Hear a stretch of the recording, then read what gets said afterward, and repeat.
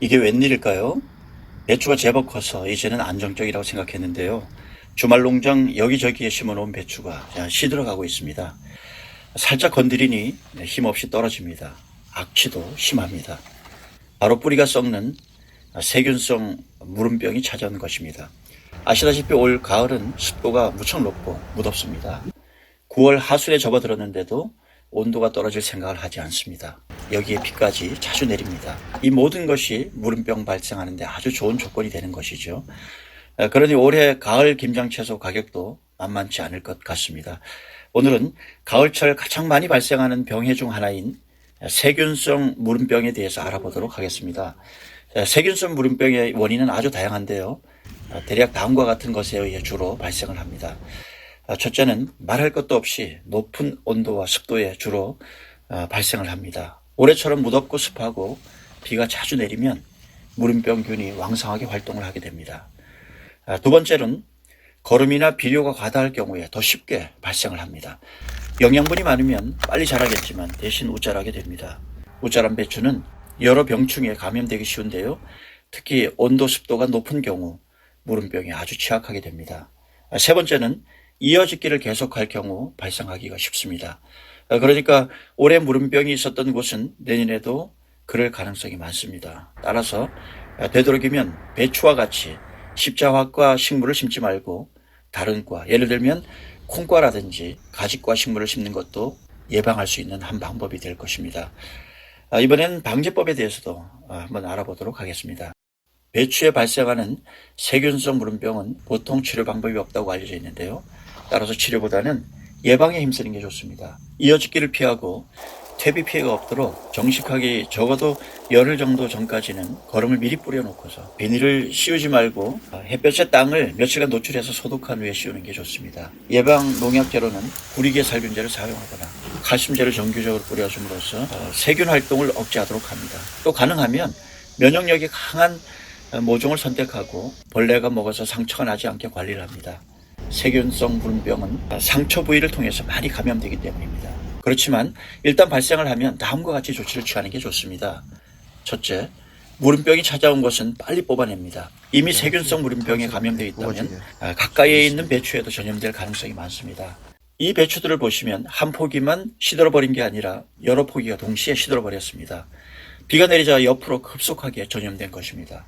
무름병이 발병하면 처음에는 잘 보이지 않다가 얼마 지나지 않아 잎이 시들어가고 썩어가게 됩니다. 따라서 무름병 발생한 배추 주위 배추가 괜찮아 보인다고 할지라도 머지않아서 이처럼 엽배추로 전염될 가능성이 많습니다. 잘 크던 배추 두세 포기가 동시에 시들었다면 무름병이 발생해서 이미 전염된 것으로 판단하시고 아깝더라도 발생 주변의 배추는 모두 뽑아내시기를 바랍니다. 또 비닐 멀칭을 했다면 벗겨내는 것이 좋습니다. 비닐 포장을 하면 풀이 자라는 것을 억제시키고 수분을 보존하기 위해서 많이들 씌워주시는데요. 올해처럼 가을비가 많이 내리고 온도가 높은 상태에서는 세균성 무름병과 곰팡이로부터 시작되는 배추, 균핵병의 온상이 될 가능성이 많습니다. 따라서 배추잎이 땅을 덮을 만큼 자라고 나면 풀은 별로 자라지가 않으니 비닐을 제거해서 땅을 좀 더 건조하게 해주는 것이 좋습니다. 둘째, 배수가 잘 되게 하고 배추에 상처가 나지 않게 합니다. 배추는 90% 이상이 물로 되어 있습니다. 따라서 물을 자주 주지 않으면 제때 자라지가 않습니다.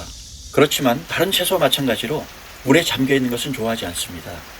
세균성 무름병은 바로 기온이 높고 배수가 잘 안 되었을 때 많이 발생을 합니다. 따라서 지금이라도 고랑을 잘 파서 이 경사가 지게 하고 물이 잘 빠져나가게 해주는 게 좋습니다. 또 무름병은 세균에 의해서 감염된다고 했는데요. 이 세균은 주로 상처 부위를 통해서 감염이 많이 됩니다. 상처는 대개 벌레들에 의해서 생기는 경우가 많습니다. 뿌리를 비롯해서 잎을 벌레들이 갉아먹지 않도록 수시로 방지에 힘씁니다. 셋째, 웃비료를 주는 것을 잠시 멈추시기 바랍니다. 배추는 다비성 작물이라 심고 나서 적어도 15일 정도 지나면 웃비료를 주라고 권하는데요. 이것도 상황을 봐가면서 주는 게 좋습니다. 요즘처럼 온도, 습도가 높고 비가 자주 내리는 때에 웃비료를 주면 그건 오히려 독이 됩니다. 비료를 과다하게 주면 햇볕이 약한 상태에서 배추가 웃자라게 되고 그러면 뿌리, 줄기와 잎이 약해져서 병에 감염되기가 쉽습니다. 그동안 비가 자주 내리고 기온과 습도가 높았는데요. 9월 하순부터는 온도가 내려가고 햇볕도 아마 좋아질 겁니다.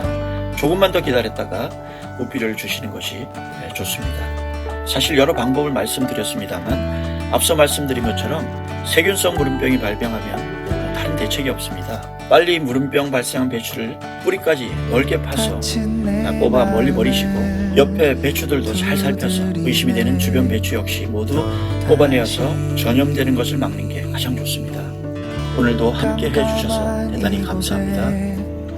불을 피네 난 또